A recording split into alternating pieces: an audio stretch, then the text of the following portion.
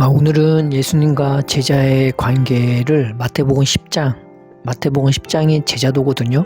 그것을 통해서 말씀드리고자 합니다. 첫째로 예수님과 제자의 관계는 늘상 같이 살아가는 관계입니다.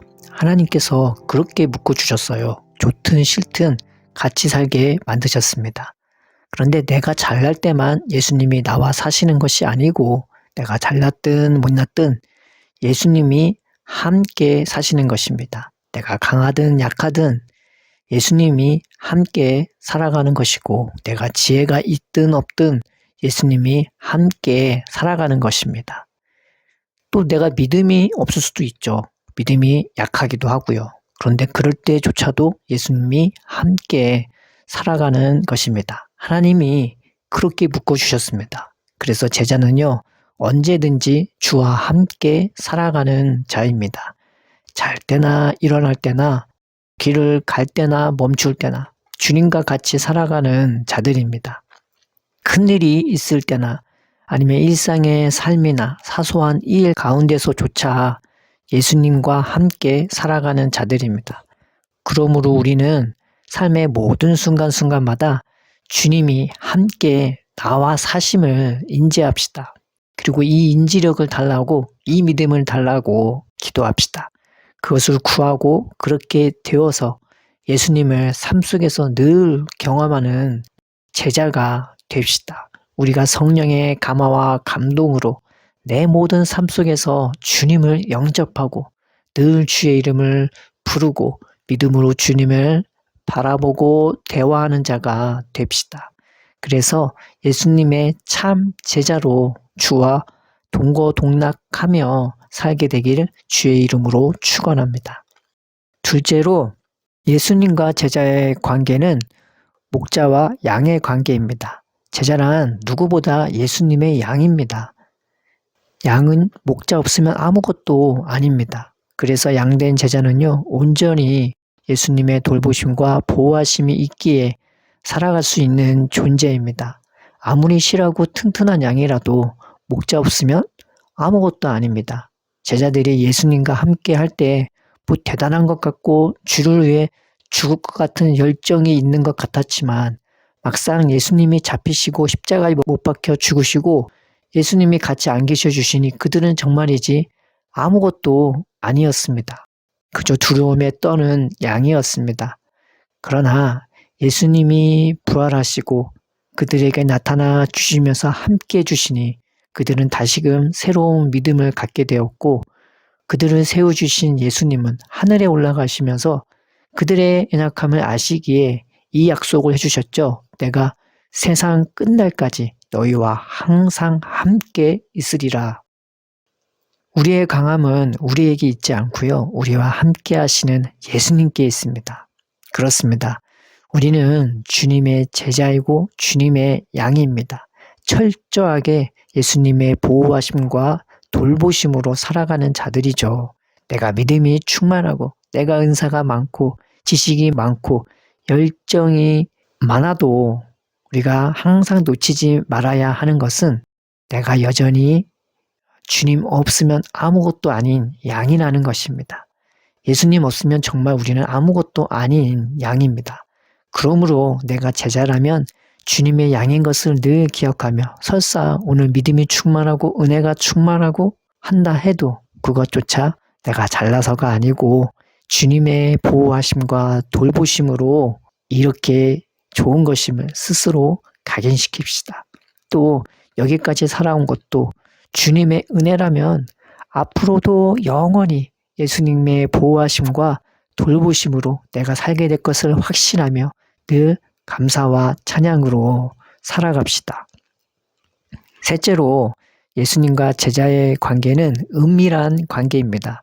오늘 말씀 속에 예수님은 내가 너희에게 어두운 데서 말하고 귓속말로 말했다고 합니다.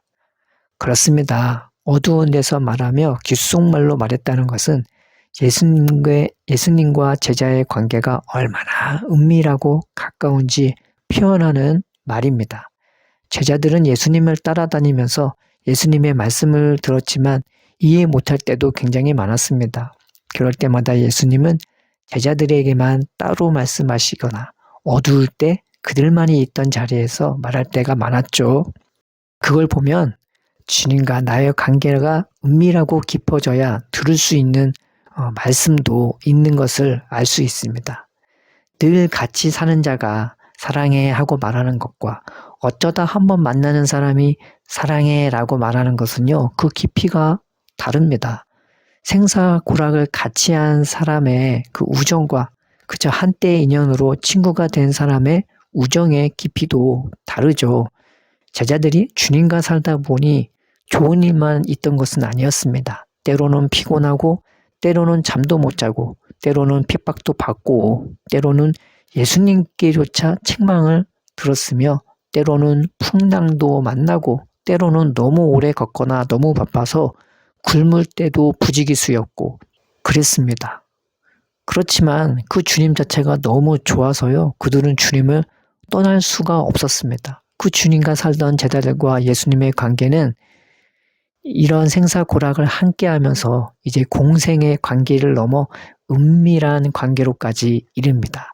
똑같이 말씀을 들어도 그냥 말씀을 듣는 것과 주님과 살면서 말씀을 듣는 것과 주님과 생사고락을 같이 하며 말씀을 듣는 것은 당연히 그 깊이가 다릅니다. 우리가 이런 제자가 되었으면 좋겠습니다. 이런 예수님과 제자의 관계가 되었으면 좋겠습니다. 제자란 배우는 자, 생도라는 의미를 가지고 있지만 주님과 같이 살면서 주님의 눈빛, 주님의 음색, 주님의 따뜻한 그 품의 온도, 주님의 손길의 부드러움을 체감하며 살아가는 자들이고 하루하루 그 주님의 사랑과 은혜와 보호하심과 돌보심으로 살아가는 자들이며 좋을 때나 나쁠 때나 어느 상황에서나 주님과 공생하며 공생의 관계를 뛰어넘어 은밀한 관계로까지 살아가는 자들입니다. 우리가 이런 예수님과 제자의 관계가 되길 주의 이름으로 축복합니다. 그런데 주의점이 있습니다. 예수님이 사람을 주의하라 하셨거든요. 그런데 은혜를 받으면 이 말이 뭔 말인지 알게 됩니다. 은혜를 받으면 성령으로 충만하면 예수님밖에 없어요. 예수님밖에 안 보입니다. 누구를 봐도 무슨 일을 해도 예수님밖에 안 보입니다. 그래서 여기가 좋사오니라고 고백했던 베드로처럼 하나님 이대로가 좋사오니 그냥 계속 그 자리에서 기도하고 싶고 계속 예수님과 있고 싶고 차라리 죽어서 하늘나라에 가고 싶을 정도로 예수님이 그렇게 좋습니다. 삶의 모든 근간이 예수님으로 바뀌고 특별히 무슨 일을 해서가 아니라 그저 예수님 안에 있는 것으로 삶의 아주 작은 것조차 특별함으로 바뀝니다. 그래서 이 은혜를 빼앗기고 싶지 않고 오히려 이 은혜를 증거하는 것이 큰 기쁨이 되겠죠. 예수님도 우리가 때가 되었다 싶으면 우리를 예수님의 증인으로 삼아 주실 거고요. 그래서 우리는 이 은혜를 관리하는 면에서와 또 이 은혜를 증거함에 있어서 사람을 주의해야 하는 것입니다. 은혜를 관리하는 면에서 사람을 주의해야 하는 것은 다음과 같습니다. 인간관계가 이 은혜를 빼앗게 할 수 있기 때문입니다. 그래서 분별력 있게 지혜 있게 행동해야 합니다. 웬만하면 기도의 자리, 예배의 자리, 서로 예수님 사랑 안에서 하는 영적 교제가 아닌 이상 피할 수 있는 자리는 피하시는 게 좋습니다. 어쩔 수 없이 그 일을 해야 된다면은 딱 할 말만 하고 할 일만 하고 다시 은혜의 자리로 돌아가시는 것이 좋습니다. 필요 이상의 말, 필요 이상의 일, 필요 이상의 오락에 빠지게 되면 잘못하면 내가 육체와 생각과 마음은 이 쾌감이나 어떤 만족감이 있을지 몰라도 영은요 하나님과 멀어질 수 있습니다. 내가 영적으로 살아있다는 것은 자꾸 은혜 받는 자리를 사모하고 예수님과 머물기를 좋아하는 것입니다. 그런데 이 사모하는 마음을 빼앗기면 그 다음부터 진전이 힘듭니다. 세상 것도 좋은데 하나님도 좋은 거예요. 그래서 뒤죽박죽 되는 수가 있습니다. 그러지 않기 위해서 우리가 항상 주님과 같이 살고 주님의 보호하심 속에 살고 주님과 은밀한 관계에서 벗어나지 않도록 사람을 주의해야 하는 것입니다. 또한 예수님을 증거함에 있어서 사람을 주의해야 합니다. 왜냐하면 안타깝게도 모든 사람이 예수님을 믿는 것이 아닙니다. 또 예수님을 믿어도 그저 표적 수준의 은혜로만 끝나는 사람이 있기 때문입니다. 예수님이 말씀하셨죠. 청함받은 자는 많으나 택함을 입은 자는 적을 것이라고요. 그러기에 내 말을 안 받았다고 실망하지 맙시다. 구원은 나에게 속한 것이 아니라 하나님께 속한 것입니다. 가끔 내가 전하는데 상대방이 안 받는다고 낙심하거나 실망하거나 아니면 상대방이 받아들일 때까지 들들 볶는 자도 있습니다. 이것도 저것도 지식이 부족한 것이겠죠. 낙심하지 말고 상대방을 들들 볶지도 맙시다. 그래서 전할 때 중요한 것이 내가 어떻게 전하고 무엇을 증거하는 것보다요. 성령께서 내 안에서 어떻게 말씀하시고 어떻게 감화감동하시는지 그게 더 중요합니다. 결과는 주님께 맡기고요. 또 하나 조심해야 하는 것은 사람을 두려워하지 말라고 하죠. 많은 것이 내포된 것이겠죠.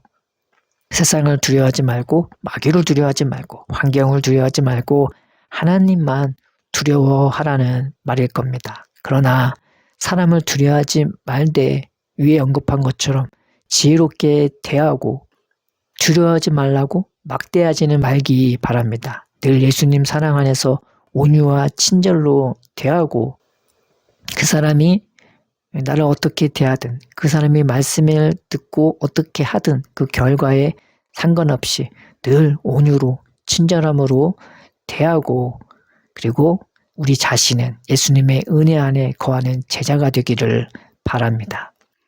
오늘 예수님과 제자의 관계에 대하여 말씀을 나눴습니다.